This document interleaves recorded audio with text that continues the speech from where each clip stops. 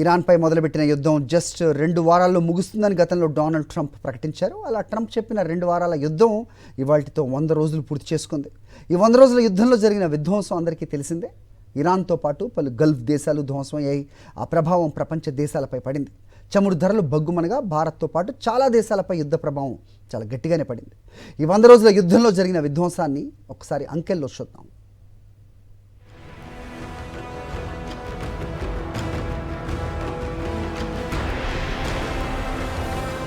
America, Israel కలిసి సంయుక్తంగా ఇరాన్పై యుద్ధం ప్రారంభించి ఆదివారానికి 100 రోజులు పూర్తయింది.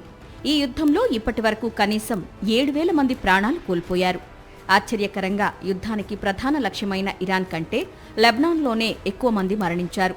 ప్రాథమిక గణాంకాల ప్రకారం లెబనాన్లో కనీసం 3,593 మంది, ఇరాన్లో 3,468 మంది, గల్ఫ్ దేశాల్లో 29 మంది మరణించగా అమెరికా, ఇజ్రాయెల్ కూటమిపై ఇరాన్ జరిపిన దాడుల్లో 26 మంది ఇజ్రాయేలీలు, 13 మంది అమెరికన్ సైనికులు కూడా ప్రాణాలు కోల్పోయారు.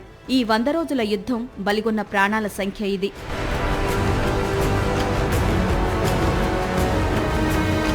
మరోవైపు ఏప్రిల్ 17 నుండి లెబనాన్లో ప్రత్యేక కాల్పుల విరమణ ఒప్పందం అమల్లోకి వచ్చినప్పటికీ ఇజ్రాయెల్ ఆ దేశ దక్షిణ ప్రాంతంపై నిరంతరం దాడులు చేస్తూనే ఉంది. ఈ దాడుల వల్ల 10 లక్షల కంటే ఎక్కువ మంది లెబనాన్ ప్రజలు నిరాశ్రయులయ్యారు. ఇజ్రాయెల్ సైన్యం గ్రామాలను, పట్టణాలను ధ్వంసం చేస్తూ ప్రజలను బలవంతంగా తరిమేస్తోందని, ఇదొక నిర్దయాత్మకమైన సామూహిక శిక్ష అని లెబనాన్ ఆవేదన వ్యక్తం చేసింది. జూన్ 1 నాటికి ఇజ్రాయెల్ దళాలు దక్షిణ లెబనాన్లోని నబాతియా నగర శివార్లకు చేరుకొని వ్యూహాత్మక వ్యూ ఫోర్ట్ కోటను స్వాధీనం చేసుకున్నాయి. గత 25 ఏళ్లలో లెబనాన్లోకి ఇజ్రాయెల్ ఇంత లోతుగా చొచ్చుకురావడం ఇదే మొదటిసారి. ప్రస్తుతం ఇజ్రాయెల్ లెబనాన్కు చెందిన దాదాపు 5వ వంతు భూభాగాన్ని ఆక్రమించింది. అంటే 100 రోజుల్లో 2,000 చదరపు కిలోమీటర్ల ప్రాంతాన్ని ఆక్రమించిందన్నమాట. తన సరిహద్దుకు దగ్గరగా ఉన్న లిటానీ నదికి దక్షిణాన ఉన్న హిజ్బుల్లా ఫైటర్లను నిర్మూలించడమే తన టార్గెట్ అని ఇజ్రాయెల్ మొదట ప్రకటించినప్పటికీ ప్రస్తుతం ఆ లైన్ దాటి 10 కిలోమీటర్ల లోపలికి చొచ్చుకొచ్చింది. ఇక ఇరాన్లో యుద్ధం ప్రారంభమైన మొదటి 2 వారాల్లోనే 30 లక్షల మంది ప్రజలు వలస వెళ్లారు. ప్రపంచ ఇంధన సరఫరాకు అత్యంత కీలకమైన హర్ముజ్ జలసంధి గుండా యుద్ధానికి ముందు రోజుకు దాదాపు 100 నౌకలు ప్రయాణించేవి. యుద్ధం 100 రోజులు పూర్తి చేసుకున్న ఈ తరుణంలో హర్ముజ్ గుండా రోజుకు 7 మాత్రమే షిప్పులు హర్ముజ్ దాటుతున్నాయి. ఈ జలసంధి మూతపడడంతో ప్రపంచ చమురు నిల్వలు రికార్డు స్థాయిలో పడిపోయాయి. దీనికి తోడు ఏప్రిల్లో ఇరాన్ రేవులను అమెరికా దిగ్బంధించడంతో వాణిజ్య నౌకల రాకపోకలు మరింత దెబ్బతిన్నాయి. అంతర్జాతీయ ఇంధన సంస్థ దీనిని చరిత్రలోనే అతిపెద్ద ఇంధన సంక్షోభంగా అభివర్ణించింది. ఈ 100 రోజుల యుద్ధంలో బ్రెంట్ క్రూడ్ ఆయిల్ ధర బ్యారెల్కు $70 నుంచి $100లకు చేరుకుంది. యుద్ధం పీక్ స్టేజ్లో ఉన్నప్పుడు దీని ధర $120లకు కూడా చేరుకుంది. ఈ ధరల హెచ్చు తగ్గుల్లో అమెరికా అధ్యక్షుడు ట్రంప్ చేసిన సోషల్ మీడియా పోస్టులు కీలక పాత్ర పోషించాయి. ఆయన సోషల్ మీడియా వేదికగా పెట్టిన పోస్టులు చమురు ఫ్యూచర్స్ మార్కెట్లో $1 బిలియన్ మార్పులకు కారణమయ్యాయి.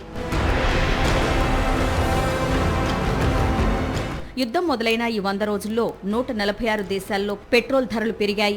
తమకు అవసరమైన చమురులో 60% గల్ఫ్ దేశాల నుంచి దిగుమతి చేసుకునే ఆసియా దేశాలు అత్యధిక నష్టాన్ని చవిచూస్తున్నాయి.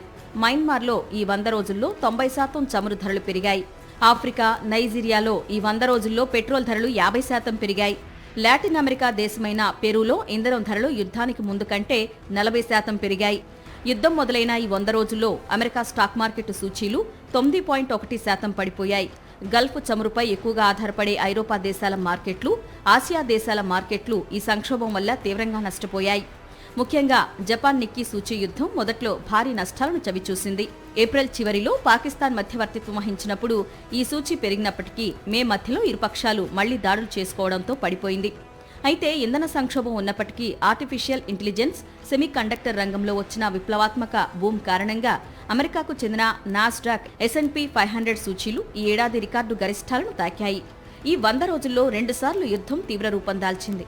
మొదట జూన్ 2025లో, ఆ తర్వాత ఫిబ్రవరి 28, 2026న యుద్ధం తీవ్ర రూపం దాల్చింది. తాజాగా ఏప్రిల్ 8న పాకిస్తాన్ మధ్యవర్తిత్వంతో అమెరికా, ఇరాన్ మధ్య 2 వారాల తాత్కాలిక కాల్పుల విరమణ ఒప్పందం కుదిరింది. ఈ ఒప్పందం ప్రకారం దాడులు ఆపి చర్చలు పునరుద్ధరించాలని, హర్ముజ్ జలసంధి ద్వారా నౌకల ప్రయాణానికి ఇరాన్ అనుమతించాలని భావించారు.